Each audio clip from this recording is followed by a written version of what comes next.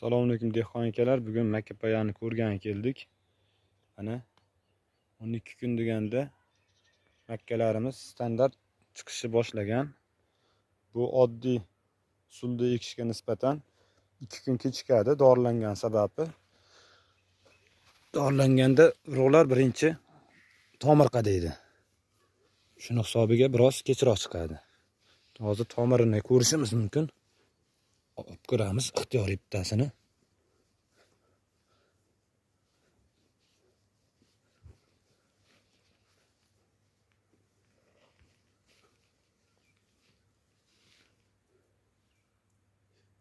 Mana ko'rishimiz mumkin. Bir nechta tomir chiqaradi va baquvvat tomirlar bo'ladi. Tomirlarda ham mayda yana qo'shimcha tomirlari bo'ladi.